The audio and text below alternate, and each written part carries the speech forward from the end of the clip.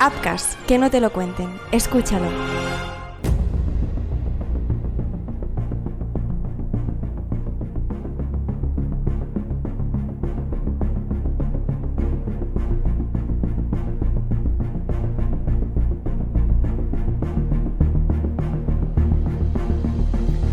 Fue en el año 1991 cuando un hospital en Lincolnshire, Inglaterra, se vio sumido en lo que parecía ser una horrible racha de mala suerte. Muertes inexplicables comenzaron a acechar sus pasillos, robando la vida de inocentes. Entre los afectados, niños indefensos que llegaban al hospital por diversas razones: un simple golpe, un ataque de epilepsia, problemas respiratorios, pero sin razón aparente.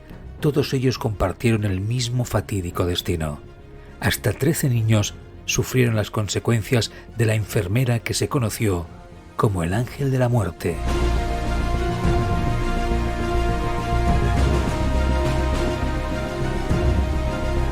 Hola, mi nombre es Marc Trucco. Bienvenidos a Médicos Asesinos, donde te presentamos a los asesinos más improbables y despiadados de los hospitales. Un podcast de Apcas dirigido por Joan Prats, producido por Marc Jiménez y escrito por Alba Sosa. Empezamos.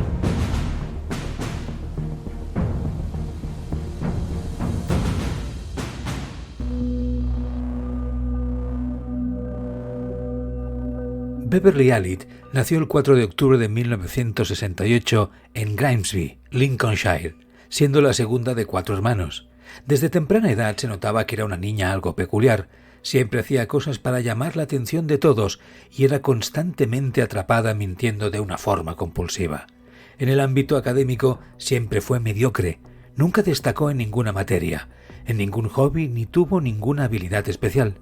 Pese a todos sus intentos de llamar la atención, Beverly era prácticamente invisible a ojos del mundo.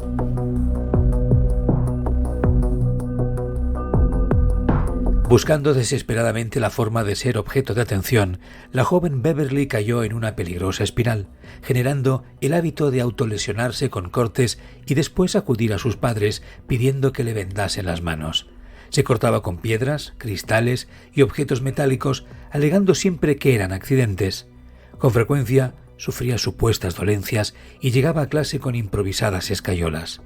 Estas autolesiones constantes, como reclamo de cuidados, no se detuvieron conforme pasaban los años y en el instituto, Allitt empezó a ir sola al hospital Grantham and Steven para ser atendida. Al principio, el personal la veía como una joven educada que por mala fortuna sufría muchos accidentes. Sin embargo, conforme pasaba el tiempo, los doctores empezaron a dudar de ella. Sus enfermedades parecían no tener fundamento y las heridas claramente autoinfligidas. Su familia sabía que algo no estaba bien, pero en contra del más fundamental deseo de Beverly, optaron por ignorarla una vez más, considerándola una víctima nada más que de su propia invención. A los 16 años, Beverly abandonó la escuela y 2 años más tarde, su vida tomó un giro inesperado. Entabló amistad con una enfermera que la animó a seguir su mismo camino profesional. Le proporcionó libros y materiales para estudiar enfermería, y así fue como Beverly encontró su verdadera vocación. En septiembre de 1988, Beverly fue admitida en el Grantham College. A lo largo de su estancia en la facultad, Beverly se ausentaba por enfermedades frecuentes, llegaba tarde o simplemente no se presentaba a las clases. Sin embargo, a pesar de los numerosos créditos que le faltaban, logró graduarse. Allitt decidió que su verdadera pasión se encontraba en la pediatría, por lo que se decidió a solicitar una plaza en el Grantham and Steven Hospital, aquel centro que tanto había frecuentado en su adolescencia. Se trataba de un hospital pequeño con escasez de personal, especialmente en el departamento de pediatría, y por este motivo Beverly fue aceptada casi de inmediato.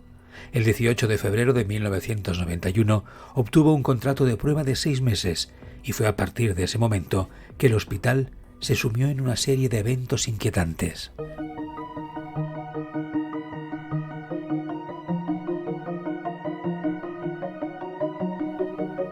El 21 de febrero, un bebé de apenas 7 meses, Liam Taylor, ingresó en el hospital con dificultades respiratorias.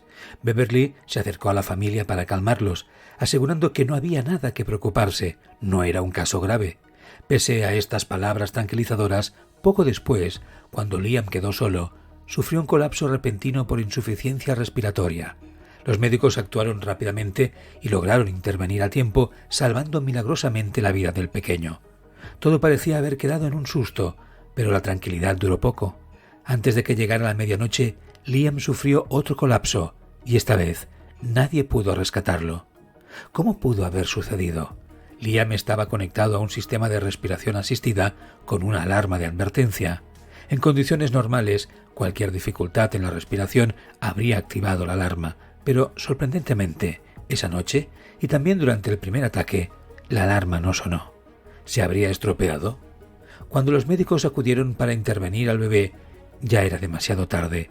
Su piel estaba azul y no pudo ser reanimado.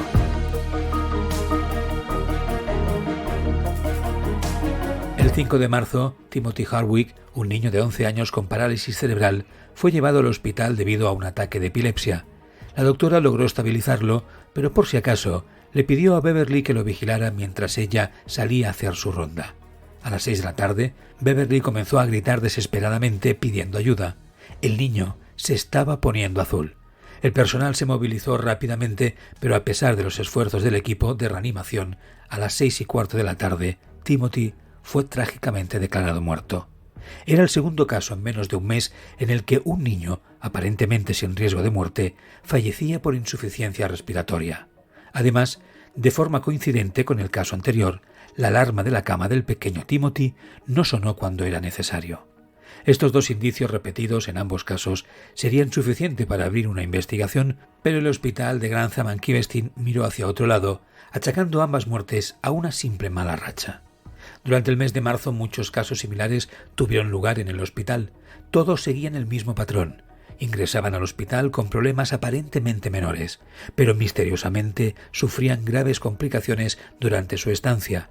Paros cardíacos, choques de insulina y problemas respiratorios, todos sin explicación clara. Para evitar mayores riesgos, los niños que presentaban este patrón eran rápidamente enviados al hospital de Nottingham, donde se recuperaban sin volver a sufrir complicaciones. En este segundo hospital se detectaron indicios extraños en los cuerpos de los pacientes que eran trasladados allí, como puntos en la piel fruto de inyecciones de origen y función desconocidas o altos niveles de insulina en la sangre de los pequeños.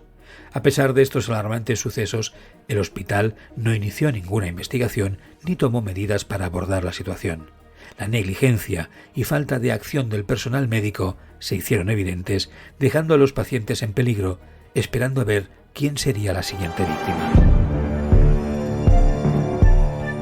Desgraciadamente, estas fueron Kate y Becky Phillips, unas adorables gemelas de tan solo 2 meses que fueron ingresadas en el hospital con gastroenteritis el 1 de abril. Tras recibir el alta 2 días después, la familia se preparaba para llevarlas de regreso a casa. Sin embargo, poco antes de partir, Becky comenzó a mostrar síntomas de hipoglucemia. Los médicos realizaron pruebas, pero todas arrojaron resultados negativos. Trágicamente, esa misma noche, Becky colapsó en su cuna y falleció sin una explicación aparente. Preocupados y como medida de precaución, los padres decidieron volver a ingresar a Kate en el hospital. Lo que ellos no se esperaban era que justamente eso fuese la causa de que Kate también sufriese la misma misteriosa condición que su hermana, dejando de respirar sin razón aparente, llegando a causarle daño cerebral y parálisis. En cada momento de angustia, Beverly Allitt estuvo presente, lo que llevó a la madre de Kate a sentir una inmensa gratitud hacia ella. Conmovida por su presencia durante esos momentos difíciles, la madre decidió nombrar a Beverly madrina de Kate, proclamando que era un ángel, el ángel guardián de su hija. Este reconocimiento ocultó una verdad siniestra que nadie imaginaba.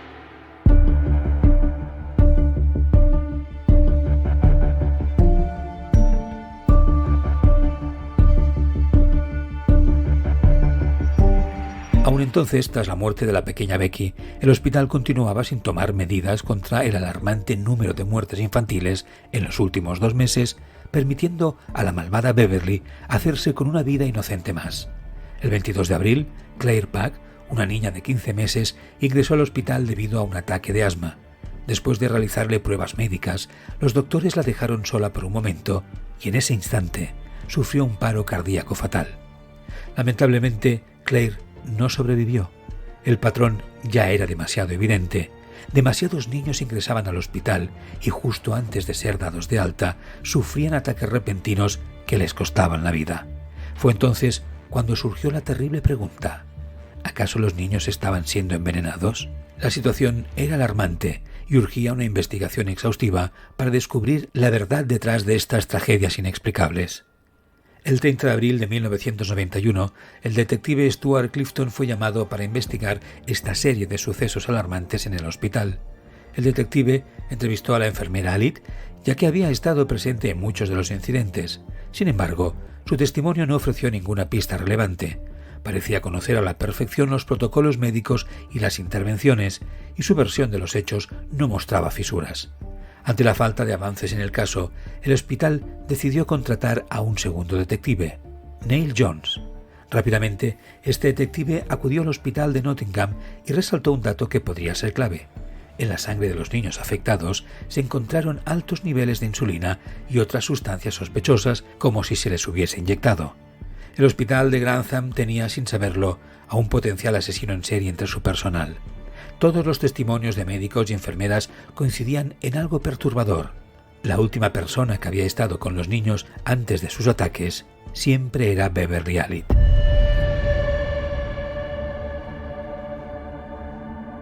El 21 de mayo a las 7 de la mañana, Beverly fue detenida por las autoridades. Aunque se esperaría que estuviera ansiosa o preocupada, su comportamiento aparentaba calma. La policía llevó a cabo exhaustivas búsquedas tanto en su hogar como en el hospital donde trabajaba, pero no encontraron ninguna prueba contundente. No había evidencia física, grabaciones ni testigos que pudieran incriminarla. Debido a la falta de pruebas concluyentes, finalmente fue puesta en libertad. Este giro en la investigación dejó a todos desconcertados y planteó un gran desafío para los encargados de resolver el caso. A pesar de las sospechas y la coincidencia de su presencia en varias de las muertes, la falta de evidencia sólida impedía avanzar en el proceso legal contra ella. La comunidad quedó aturdida y en alerta, sin saber si la responsable de estas tragedias quedaría impune. Tras ser liberada, Beverly se mudó a casa de su amiga Tracy Johnson. Poco después de llegar allí, los extraños sucesos que habían cesado en el hospital parecían haberse trasladado a la casa de la familia Johnson. Poco a poco, todos los miembros de la familia, incluyendo el perro, comenzaron a enfermar. Eileen Johnson, madre de Tracy, cuestionó a Alit sobre lo que estaba sucediendo. Sorprendentemente, Beverly le respondió que todo se debía a un poltergeist. Los fantasmas de la casa les estaban haciendo enfermar. Esta perturbadora declaración puso a Alit nuevamente en el punto de mira.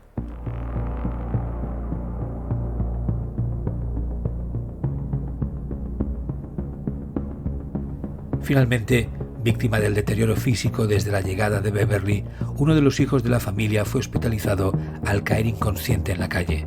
En el hospital reveló que ella le había dado un zumo antes del incidente y esta revelación fue la prueba final que llevó a la detención del ángel de la muerte.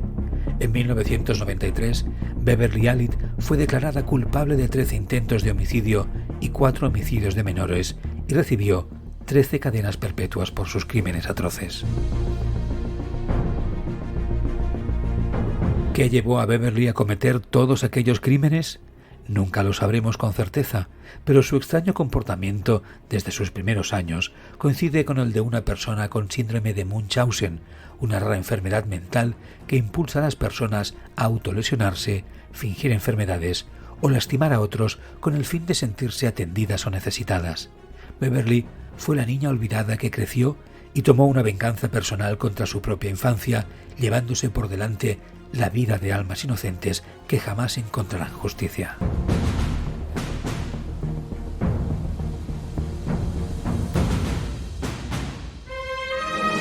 Upcast, que no te lo cuenten. Escúchalo.